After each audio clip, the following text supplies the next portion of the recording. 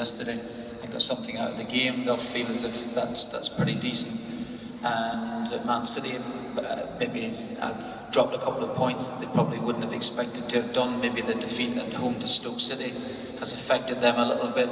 But eventually these teams they will rise, because they have the quality of player and they've got the squads and depth. And I think that it was just interesting really to see Manchester United, to see how they might get on. Suddenly, it was a new dawning then, having beaten Queen's Park Rangers last week. It was the start of the season, and suddenly a big setback against Leicester City. The games are tough, I must admit, regardless of where you're going to. But it's interesting. But eventually, top 4 or 5 sides will eventually come through. They'll have a few hiccups along the way, but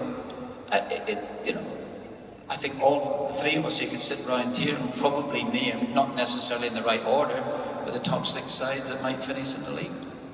Are Manchester United one of those, really? No, not at the moment. I think there's obviously a weakness there, clearly, for everyone to see at the back. To be honest with you, I'm not too worried about Man United. I've got enough from my players with obviously the Irish team and Villa. I was at the game last week against QPR, and the reaction to the victory was so over the top, it was untrue. It was like they'd won the league, and QPR really poured on the day. So United defensively obviously have to get a bit sorted out. They're missing their experience of Vidic and even Evra. Not so much Rio, to be fair, but Rio obviously was coming to the end of his career, and it's hard to replace these. People talk about good players, but they were important characters, no doubt, in the dressing room. United, no doubt, are still good going forward. 7 goals in the last 2 games, but they do need to tighten up at the back. And I'm sure that the manager will get it right. Let's just hope he's given a bit more time than David Moyes was.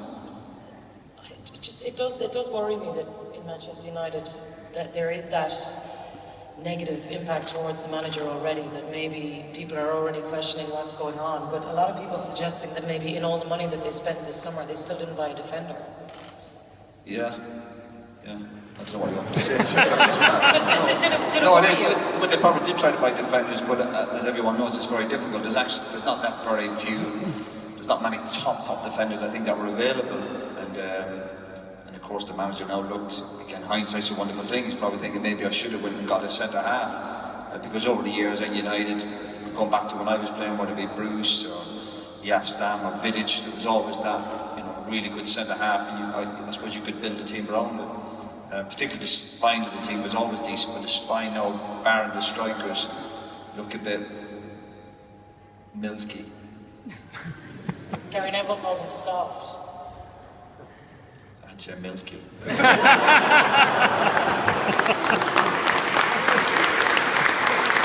Soft and milky sounds like a great combination. Martin, just in terms of being a top team like that, like a Manchester United, and the way that they've fallen away in the last 2 years, is it a case that this just happens to every team at some point? Sometimes it can, yes. You're talking about building a team. I think that if you are able to spend 175 million in about 10 days, I think you have a fairly decent chance that you should win a couple of matches. Regardless of who they're against. I think that not everybody gets that opportunity. They should do. They're even now at this stage. I wouldn't consider themselves out of things. I do agree with Roy that defensively they look a wee bit shaky at this moment. They might get a couple of players back from injury and they might be able to bolster and get themselves together. But I wouldn't. I'm not saying they're capable of winning the league at the moment, but I wouldn't rule out their chances of finishing in the top 4. Depending, the teams now these teams can actually beat each other, so there'll be a few points dropped along the way. But I think sometimes that it can happen. Whatever they've had great players playing at Manchester United, like Roy, and they've had a great manager as well, to matter what Roy thinks of him. And really splendid manager.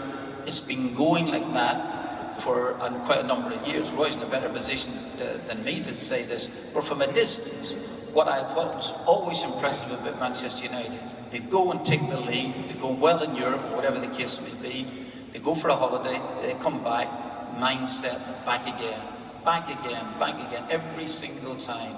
back there. They don't win it, they're finishing second, they're right there. Sign of great players, sign of a great club, brilliantly run.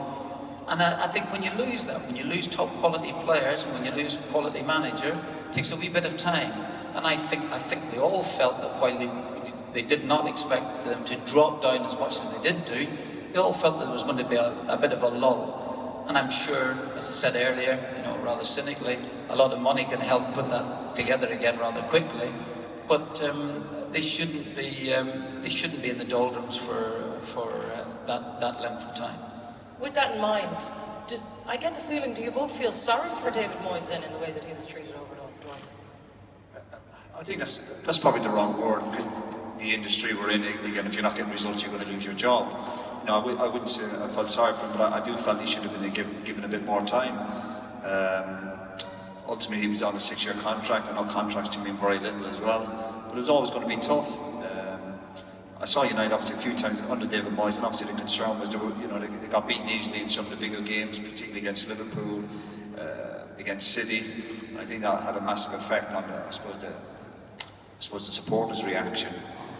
So yeah, I wouldn't say I feel sorry for managers, because I know when I lost my job, nobody felt sorry for me. Not so many managers rang me, but I just felt with the transition of a new manager, he certainly should have been given another 12 months. And he certainly wasn't given the funds that Van Gaal was given, because I know David Moyes was after 2 or 3 certain players. I know he was after Fabregas and 1 or 2 others, and sometimes that's where the chief executive has to look at himself. You got to get the players in, and there was a lot of lads. I think there was a decision at the club. Obviously, Rio was coming to the end. Obviously, with Giggsy, Vidic was leaving. It was announced halfway through the season that Vidic was leaving, which is unheard of at Man United. And Evra also made noises that he was going to leave. So I reckon that led to a lot of uncertainty in the dressing room. And I think there were some weak personalities in the United dressing room. As we've read over the last few weeks, Rio's come up with plenty of comments about David Moyes and chips and all this carry on. But ultimately, if you saw Rio defending last year, I think it had nothing to do with chips. It was just desire, heart rate. And also when people always talk about a new manager. Ultimately, when you're there, you got to go and do it for yourself. And I think the players really let David Moyes down badly last year. I've done a couple of games for the TV. I saw him against Olympiacos away, where again we've all managed teams where you got beaten. I've played in teams, and there's a certain way to lose it.